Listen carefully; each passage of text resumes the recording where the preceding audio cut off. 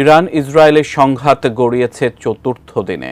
এ সময়ের মধ্যে উভয় পক্ষের মধ্যে হামলা পাল্টা হামলায় বেশ কিছু সামরিক ও বেসামরিক স্থান মারাত্মকভাবে ক্ষতিগ্রস্ত হয়। আন্তর্জাতিক গণমাধ্যমে ইরানের ক্ষয়ক্ষতির খবর পাওয়া গেলেও সংবাদকর্মীদের বাধার মাধ্যমে ইসরায়েল চাইছে ক্ষয়ক্ষতির পরিমাণ লুকাতে। বিভিন্ন মাধ্যমে উঠে আসা ইসরায়েলের ক্ষয়ক্ষতি সম্পর্কে জানাচ্ছেন সহকর্মী ইমতিয়াজ আলম। আন্তর্জাতিক আইনকে বৃদ্ধাঙ্গুলি দেখিয়ে ইরানে ইসরায়েল হামলা চালানোর পর পাল্টা জবাব দিতে শুরু করে ইরান। শুরুটি হয় শুক্রবার ভোরে ইসরায়েলের রাজধানী তেল আবিব সহ বিভিন্ন স্থানে শতাধিক মিসাইল নিক্ষেপের মাধ্যমে। অপারেশন ট্রু প্রমিস 3 নামের এই হামলায় ক্ষয়ক্ষতির কথা স্বীকার করেছে ইসরায়েলি প্রতিরক্ষা বাহিনী। প্রথম দফার শতাধিক ক্ষেপণাস্ত্র হামলার বেশিরভাগই আটকে দিতে সক্ষম হলেও বেশ কিছু ভবন ক্ষতিগ্রস্ত হয় ইসরায়েলের। ইরানের রেভলিউশনারি গার্ড জানায় তারা ইসরায়েলের ডজন খানেক লক্ষ্যবস্তু, সামরিক ঘাঁটি এবং বিমান ঘাঁটি লক্ষ্য করে হামলা চালিয়েছে।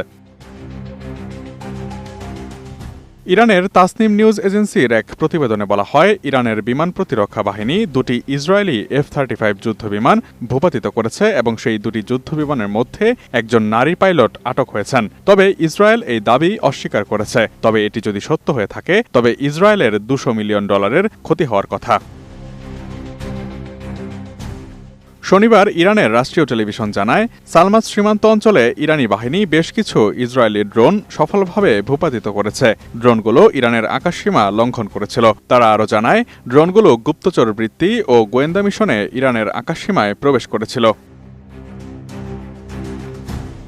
15 জুন ফার্স নিউজ এজেন্সির বরাত দিয়ে পার্স টুডে জানায়, ইরানি ক্ষেপণাস্ত্র এবং ড্রোন হামলার পাশাপাশি ইয়েমেনি সশস্ত্র বাহিনীও ইসরায়েলের বিভিন্ন এলাকায় ক্ষেপণাস্ত্র হামলা চালিয়েছে। তদন্তে দেখা যায়, দুটি সমন্বিত হামলায় হাইফা, তেল আবিব মেট্রোপলিটন এলাকা, জেরুজালেম, বন্দর, আইলাত, তিবেরিয়াস, গ্যালিলি, কেরিয়ত, শেমোনা এবং তামরার মতো বিভিন্ন ইসরায়েলি শহর ইরানি হামলার লক্ষ্যবস্তুতে পরিণত হয়েছে। এসএমসি ওটসালাই এলো আরো উন্নত নতুন প্যাকে, জীবন বাঁচায়, জীবনকে এগিয়ে নিয়ে যায়।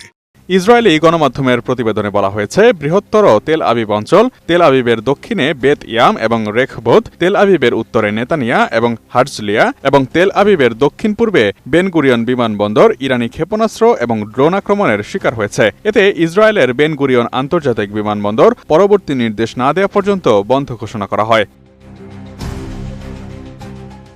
ইরানি ক্ষেপণাস্ত্রে ইসরায়েলের গুরুত্বপূর্ণ বন্দরনগরী হাইফা ও তেল আবিবের নিকটবর্তী বাত ইয়ামেও বহু ভবন বিধ্বস্ত হয়েছে।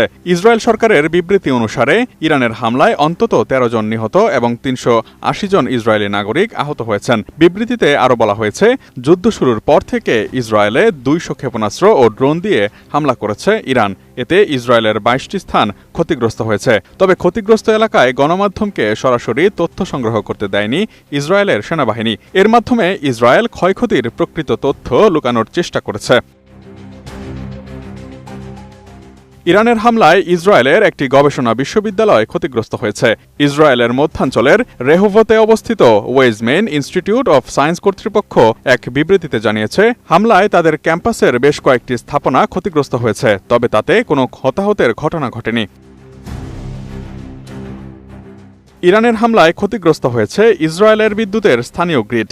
সবশেষ 16 জুন ইসরায়েলে যুক্তরাষ্ট্রের রাষ্ট্রদূত মাইক হাকাবি এক্সপোস্টে জানিয়েছেন, তেহরান থেকে আসা ক্ষেপণাস্ত্রের আঘাতে তেল আবিবে অবস্থিত মার্কিন দূতাবাস ভবনে সামান্য ক্ষতি হয়েছে।